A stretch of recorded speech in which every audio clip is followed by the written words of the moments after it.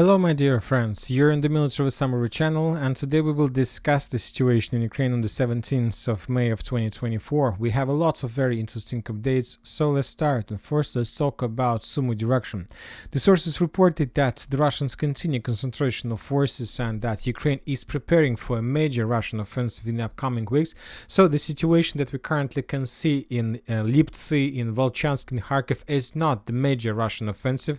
The major Russian offensive is going to start after the Russians are able to bypass this first defense belt, which most likely will be bypassed by the Russians during the next 1 or 2 weeks. Other Ukrainian sources reported, more precisely the soldiers on the ground, that they also spotted and discovered the movements and the concentration of forces, yet the Russians haven't concentrated enough of forces to begin the full-scale offensive operation on Sumy. But if you ask my opinion, I remember that a week ago, 10 days ago, the Ukrainians said the same. They were saying that they see the concentration of Russian forces along the Kharkiv area, but then there was still not enough of forces to begin offensive. And now we see what we see, that the Ukraine defense belt was collapsed by the Russians, collapsed without any resistance to the Russian forces.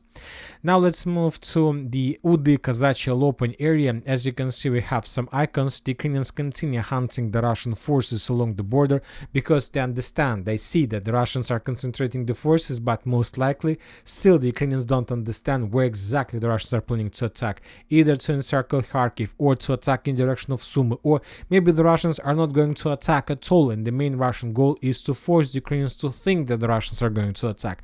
Everything is very complicated. We see that the Russians control and have full initiative, and the Ukrainians of course are very nervous about this, and the Ukrainians are doing mistakes, a lot of mistakes. But regarding the situation, regarding complete absence of any understanding where the Russians are going to attack, we have geolocations. We have lots of geolocations that shows the increased Russian focus in the village by the name of Heorhiivka, on the village in the vicinity of the area. You know that when the Russians started this offensive, let's say some mappers have updated and adjusted their maps showing this territory in the vicinity of Heorhiivka under complete Russian control. And now we start to, after let's say around let's say 9-10 days since the beginning of Kharkiv offensive, we start receiving additional details, and now we understand where exactly the Russian positions and where are the Ukrainian positions. A few more artillery systems were destroyed in the village by the name of Mali Prokhody. So we see the Russian focus, we see what the Russians are planning to do. The question is how fast the Russians are able to do this, and whether the Ukrainians are able to bring additional reinforcements to stabilize the front line and not to allow the Russians to get a complete superiority and the dominance on the direction.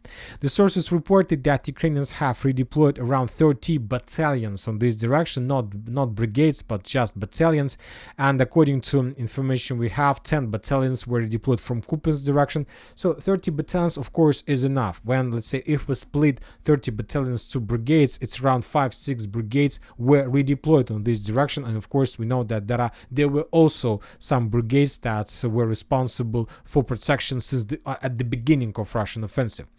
Now let's talk about the, let's say, situation on the ground. The Russians continue offensive. We continue receiving significant updates from Liptsy, but the last report about Liptsy we had is that the Russians entered the first buildings on the eastern part, and after that around 36 hours passed since that report, and during the previous 36 hours we haven't received even a single update whether the Russians managed to enter Liptsy, whether the Russians managed to improve their positions. Nothing. Of course there are very heavy clashes. Of course the Russians didn't stop. Of course the Ukrainians didn't stop. If the Russians stopped, then the Ukrainians would counterattack. So for now we don't know for sure what happened and what changes previous 36 hours brought us. Maybe tomorrow in the morning we're going to receive more updates, but for now we are going to keep the area as is.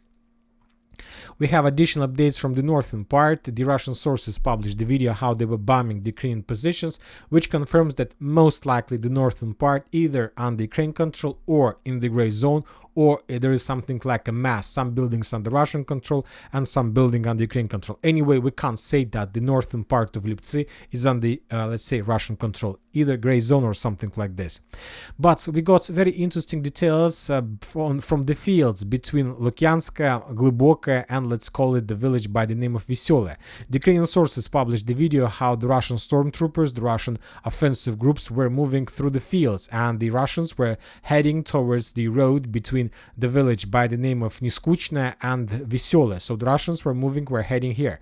Very difficult to understand what exactly the Russians were planning to achieve, were trying to get by this attack, but most likely the main Russian target in that case was to enter and to attack these fortifications, this wretched network of the fortifications, and by that the Russians were trying to cut this defense built into, well, let's say, two parts, and let's say to start offensive towards Niskuchne and Zelena. Of course, there were lots of reports that the Russians have already combined these two front lines, but yet we haven't received more or less reliable confirmations of that. And anyway, sooner or later this is going to be one of the Russian targets, and maybe those attacks through the fields to Niskuchne and Zelena were about to create this, let's say, this foothold from between the western attack let's say area and the eastern one.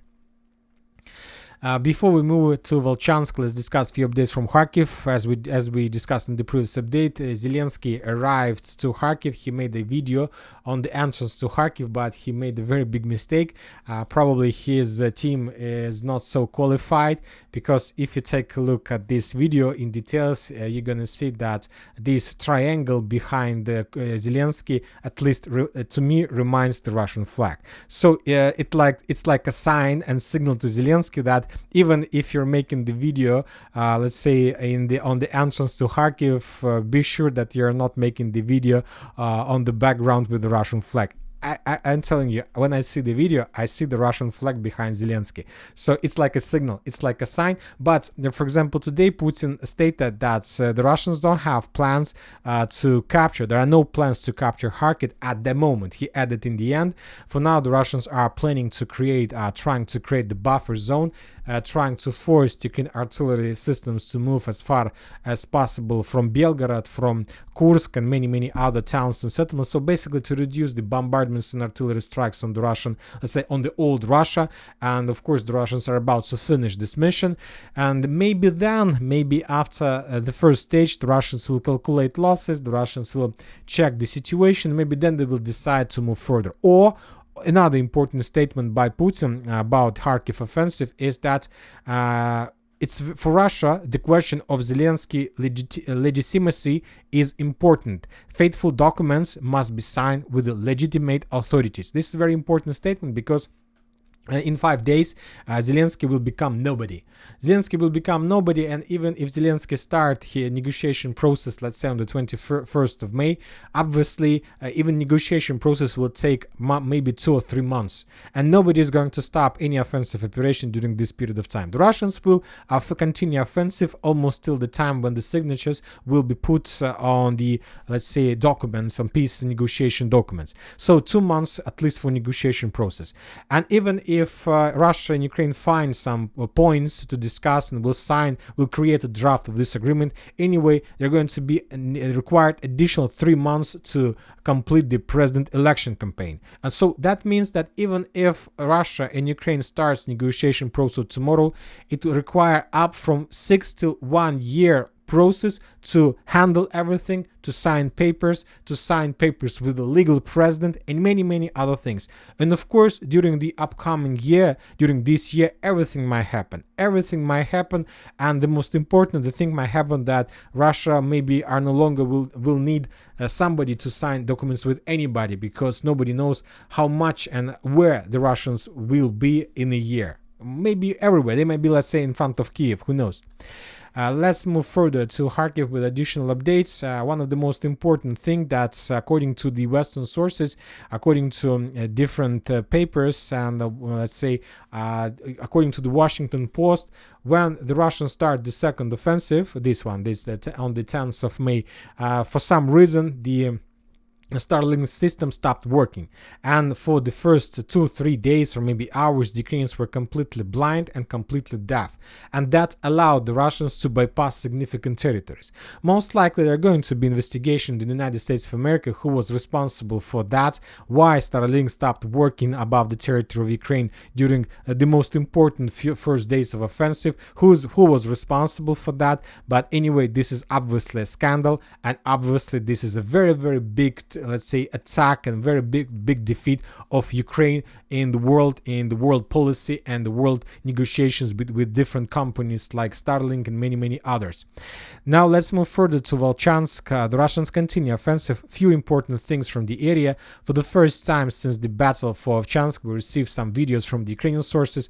On this video we can see how the Ukrainian soldiers were abandoning and running away from the northern Volchansk to the south. On this video we can also see how the Ukrainians were trying to evacuate wounded Ukrainian soldier. So if we summarize everything, the Ukrainians were moving something like this along Central Street from the north to the south, and the Ukrainians most likely were moving to this industrial zone, because this industrial zone covers at least two bridges, the first one and the second one, and the Ukrainians are currently trying to stay as close as possible to these bridges, because, for example, this bridge most likely is already under Russian control. We have additional videos confirming the Russian complete control over the hospital. So that's why we have no doubts. That's most likely. And this video we got yesterday, probably in the morning. So of course during the previous 36 hours the Russians managed to improve their positions further, and most likely this is obviously the territory that is currently under Russian control. So the battle for the north of Volchansk is about to be finished. And another important video is that the Russians, for the first time since the beginning the battle for Volchansk, tried to cross Vovcha river, and we have geolocations confirming this. The Russians were trying to move to the Ukrainian bank of the river, and most likely the Russians were planning to send forces and maybe with that unexpected attack to enter the forest and to create a foothold here, because this is the perfect place for creation of fortification, for creation of the foothold, let's say for repulsing counter attacks from the Ukrainian side. And this is the forest. It's like area where you can stay invisible for Ukrainian drones. This is the area where you can send significant number of let's say forces, troopers, to concentrate critical mass. So probably that was the Russian, let's say, plan. Currently we don't know for sure what happened, whether the Russians managed to do this or not, but the Ukrainians counterattacked during the previous video and forced the Russians to fall back, but that event took place probably 24-36 hours ago. So obviously during the previous 36 hours something was improved, and maybe the Russians have already the foothold on the Ukrainian side. Nobody can tell for sure what is happening right now, because every single video, every single event we can see right now on the map and in different channels took place most likely 16 and more hours ago. And of course it's a very big gap. We understand that even for 1, 2, 3 hours everything can be changed and everything might happen. So regarding this difficult situation of Volchansk, the Ukrainians continue sending additional reinforcement. As we discussed, significant number of battalions were redeployed in Volchansk direction. That means that the Russians have a lot of job to do. The Russians have complete dominance and complete superiority in the sky above Volchansk and Liptsy. Lots of tanks, armored vehicles were destroyed during the previous days since the beginning of this offensive. And some experts in analytics who have already calculated the losses and the Lancet strikes stated that Kharkiv direction is the area with the biggest number of Lancet that were used during any offensive. We haven't seen such a number of Lancet strikes and FPV drone strikes from the Russian side, neither on Avdiivka direction or during the Ukraine counter-offensive operation or in Bakhmut. This is probably the most concentrated area with different types of weapon from the Russian side. And the Ukrainians, as we can see, can do anything with this, and they're just suffering losses, but they are able to slow down the Russians, but mainly by the manpower or something like this.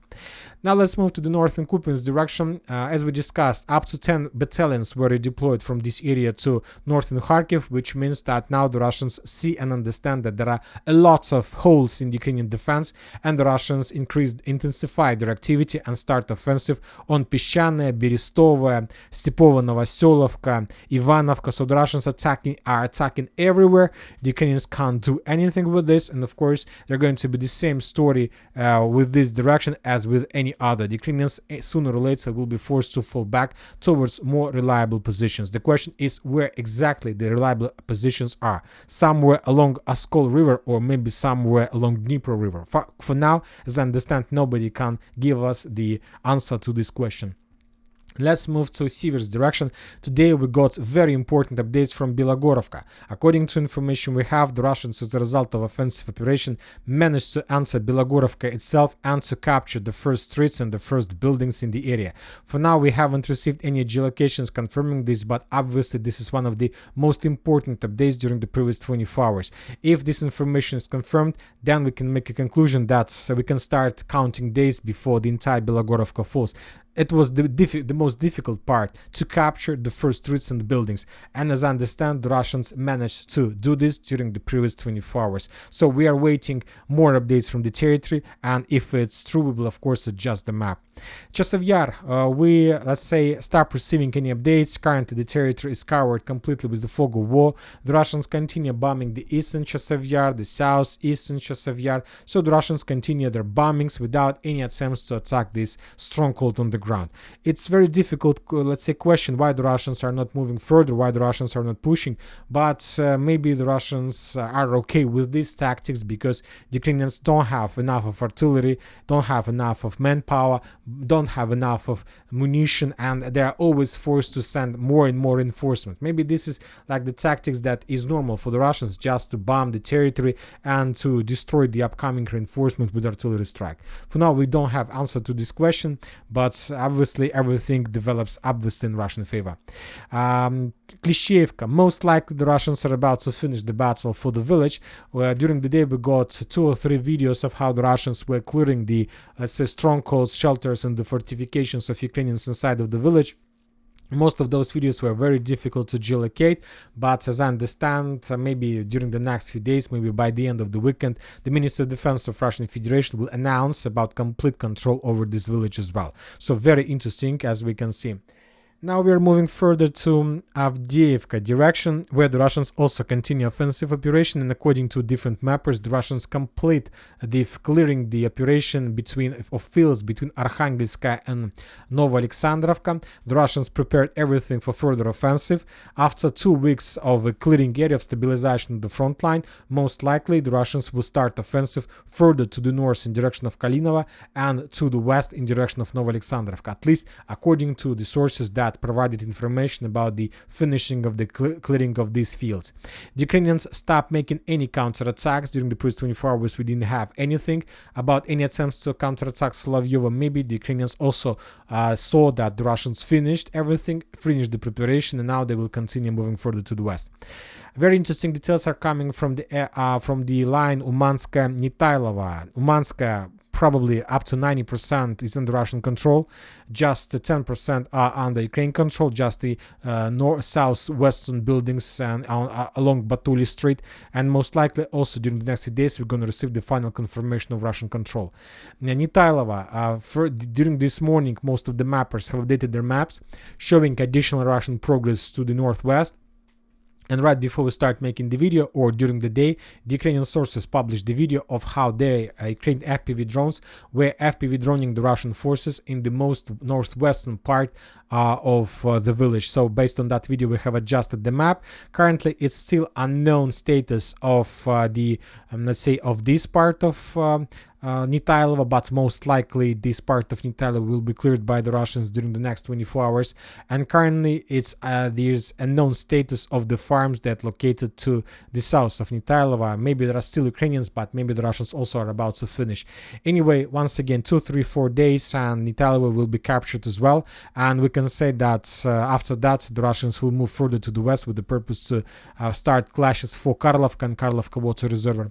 Furthermore, the sources reported that Ukrainians left and abandoned their positions in Nivoyska due to, let's say, critical situation and very difficult positions, let's say, to the north. So they decided not to because there were very big risks of being encircled by the Russians, and they just abandoned their positions without showing any resistance to the Russians. Now, then we're moving to Heorhiivka. More and more updates are saying that the Russians captured this village completely. We got some geolocations. According to information we have, the Russians captured all all this territory. There are just few buildings that's left under Ukraine control that also located on the, let's say, northwestern, let's say, part of the village. There are these few buildings, but most likely these few buildings will be also captured by the Russians during the next few days. And then the Russians will begin the battle for Maximilianovka. And I'll remind you that Maximilianovka is the last town on the way to Kurakhova. And with the beginning of the battle for Kurakhova, the Russians will finish the battle for South Donetsk direction as well. We got just one video from direction how the Russian convoy with armored vehicles were attacking the Ukrainian positions. The Russian tank was moving, the Russian turtle tank was moving like this way. The video was published by the Ukrainians, how they were bombing the Russian tanks, and after that the video ended. So most likely the Russians were moving even further, because according to different mappers, the Russians also captured all these fields. And now we're moving to the south, to Mikhailovka, Konstantinovka direction. The forces of 79th Air Mobile Brigade stated that the Russians either entered the village by the name of Paraskoyevka, and the Ukrainians are about to leave this area, and according to them, the Russians entered Konstantinovka. So most likely, according to those two reports published by the 79th Brigade, the Russians established control over everything that located, let's say, on the right side of this red line. So the Russians either entered Paraskoyevka as well as the Russians entered Konstantinovka itself. So as you can see, the situation on this direction is also very critical, and I'll remind you that the forces of 79th Brigade were redeployed to Kharkiv direction as well, with the purpose to stabilize the situation. Ugledar, no changes, South Donetsk direction, Staromayorska and Urozhaina. According to different sources, the Russians managed to improve their positions, and basically they captured more than, let's say, 60% of Staromayorska, and the Ukrainians currently sticked to the northern part, to the northern buildings, so most of the village is already under the Russians, but for now without any geolocations confirming this. But the sources that provided that information are very reliable. When talking about Urozhaina, there are very heavy clashes. The Russians continue bombing the village, but as I understand, without any changes and without any attempts to attack the Ukrainians on the ground. But maybe any attack on the ground could be unnecessary in this direction, because if Staromayorska falls, most likely Urozhaina will fall during the next few days or maybe even hours. Now we are moving to Rabotina area. No changes during the previous 24 hours. After the Russians captured Rabotina, we stopped receiving any updates, just few FPV drone strikes. That is nothing in comparison with other directions. Kherson direction as well. No changes, just from the Ukrainian side we have no updates. We have just lots of updates from the Russian sources of how they were bombing and attacking the Ukrainian forces with Lancet, with artillery. So after the beginning of Kharkiv offensive, the Ukrainians, let's say, disappeared from Kherson direction completely, but the Russians kept the pressure and continue attacking the Ukrainian forces. Kherson direction, during the previous 24 hours, the Ukrainians, let's say, made massive drone strike all over the entire Crimea and the southern Russia.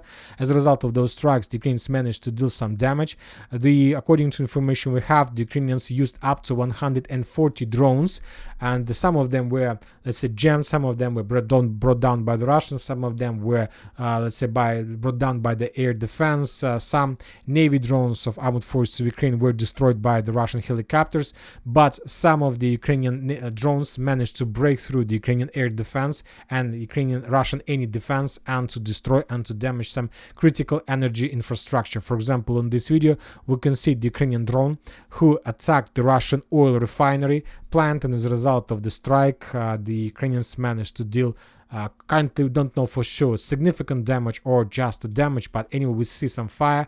We see that maybe some critical damage were dealt to this area. For now we don't have enough of information to make, let's say, any conclusions, but some drones once again managed to break through the Russian defense.